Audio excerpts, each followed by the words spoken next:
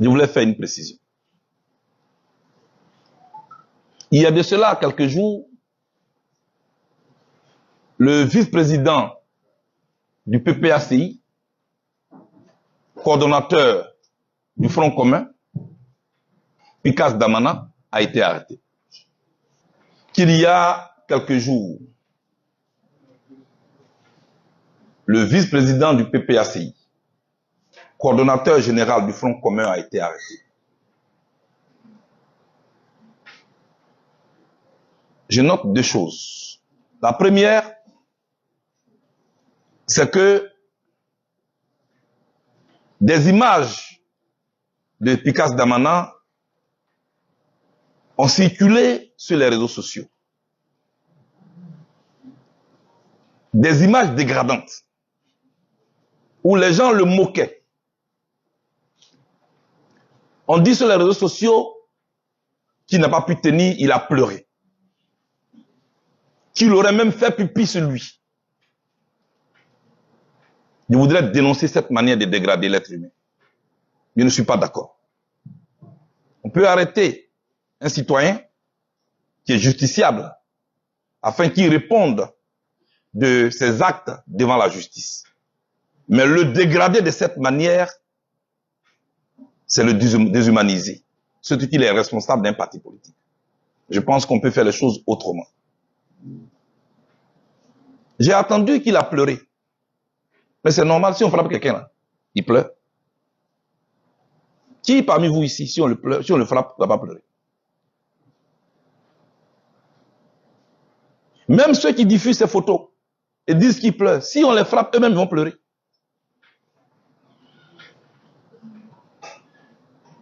Je pense qu'on fait faire les choses autrement. Deuxièmement, parlant du fait qu'il aurait fait pipi sur lui, des internautes ont fait le montage d'une de mes vidéos où je parlais de ma détention et ont fait croire que j'étais en train de me moquer de Pikas Damana. Non, ce n'est pas vrai. Non, ce n'est pas vrai. D'abord, les relations entre Pikas Damana et moi, je dois vous en parler. Il y a des rapports qui dépassent le cadre politique. C'est le cas des rapports entre Pikas Damana et moi. C'est mon frère, c'est mon ami. Il appartient à un parti politique, j'appartiens à un autre. Mais nos rapports sont des rapports sacrés. Vu le contexte dans lequel nous avons noué ces rapports. C'est dans la douleur que nous avons noué ces rapports. Donc je ne peux pas être celui qui se moque de lui. La vidéo qui circule sur les réseaux sociaux, c'est une vidéo où je me trouvais à Tabou. C'était au mois de juillet 2025. Vous comptez juillet, août, septembre, octobre, novembre. Il y a plus de 6 mois que cette vidéo a été tournée. Non, il est bon que les internautes le sachent. Vous savez, la politique ne doit pas nous déshumaniser. L'être humain, il faut préserver sa vie, sa dignité. Pour le reste, la justice fera son travail. Tout ce que moi je peux faire pour le moment ici, et demander à mes camarades, c'est de porter Pikas en prière, pour qu'il puisse sortir de là, un jour. Je connais la prison. En Côte d'Ivoire ici, et je mets quiconque au défi, aucun leader politique n'a jamais fait la prison autant de fois que je l'ai fait. Vous pouvez noter ça. J'ai fait 12 fois la prison. La 12e fois, c'était à l'international. Depuis que j'étais étudiant, j'ai été arrêté 11 fois. Donc, je ne peux pas me moquer d'un prisonnier. Je m'expliquais face aux insultes que je subissais à cette époque, en juillet. Il y en a qui disaient qu'il dit qu'il a fait la prison. Ce n'est rien ça. C'est à eux que j'expliquais.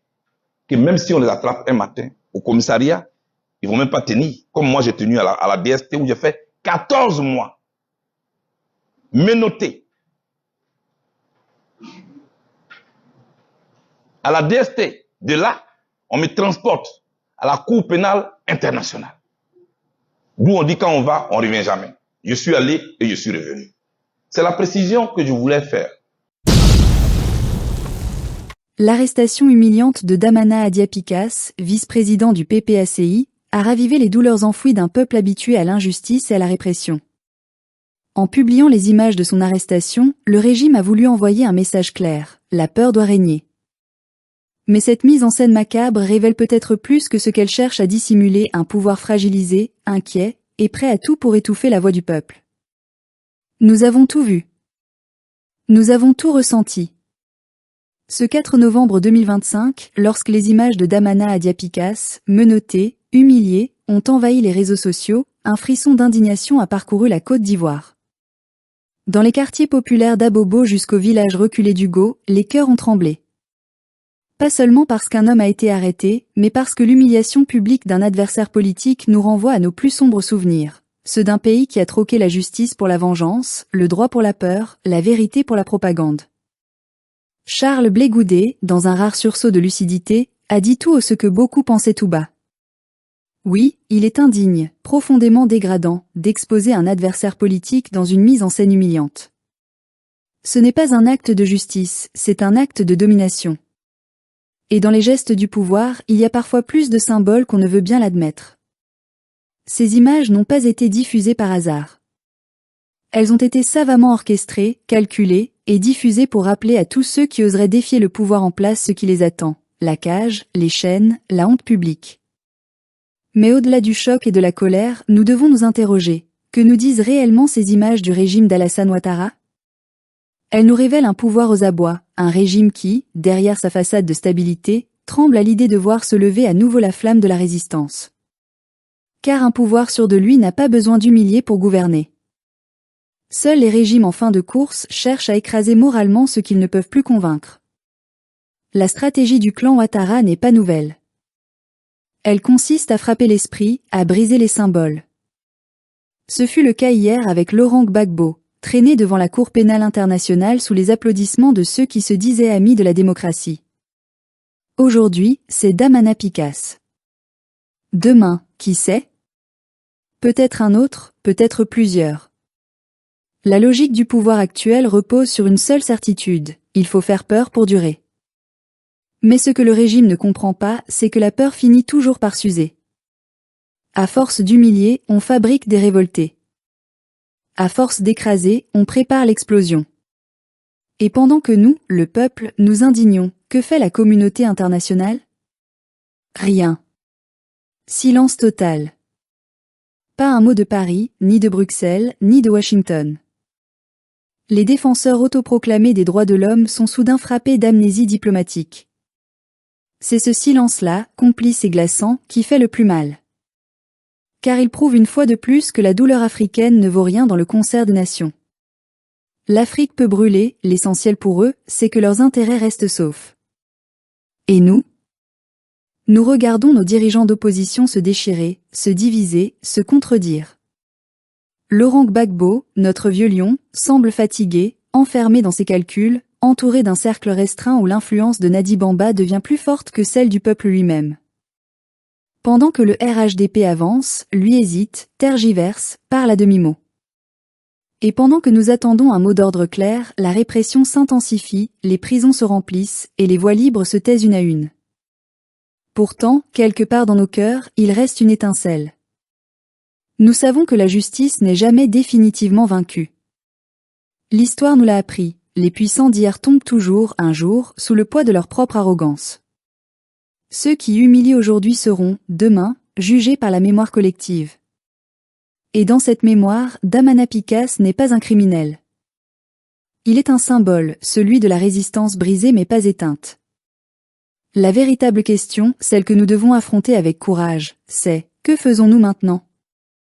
Allons-nous continuer à subir, à regarder, à commenter depuis nos écrans? Ou allons-nous, enfin, comprendre que le destin d'un peuple ne se joue pas dans les prisons de ses fils, mais dans la détermination de sa conscience collective? Ce que nous vivons n'est pas un simple épisode politique. C'est une bataille spirituelle et morale.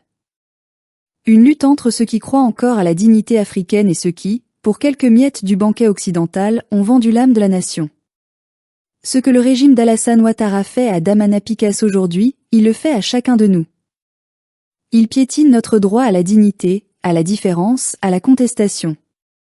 Nous n'avons plus le luxe de rester neutres. Le silence, désormais, est une forme de complicité. Et si l'opposition veut retrouver sa force, elle devra d'abord retrouver son âme. Lutter, ce n'est pas seulement marcher ou parler. C'est refuser, de toutes ses forces, de se résigner. C'est croire encore, malgré la peur, malgré les trahisons, malgré les prisons, que la justice finira par triompher. Oui, Charles Blé Goudet a raison, il faut tirer la sonnette d'alarme. Mais il faut aller plus loin encore. Il faut réveiller la conscience d'un peuple endormi. Car tant que nous accepterons que nos frères soient humiliés, tant que nous détournerons les yeux de leur souffrance, tant que nous continuerons à confier nos espoirs à des leaders hésitants, nous serons complices de notre propre asservissement. Damana Picasse est aujourd'hui derrière les barreaux, mais son image, paradoxalement, nous libère. Elle nous rappelle que la liberté ne se mendie pas, elle se conquiert. Et dans ce combat, il n'y a pas de spectateurs. Il n'y a que des combattants ou des soumis. L'heure est venue de choisir.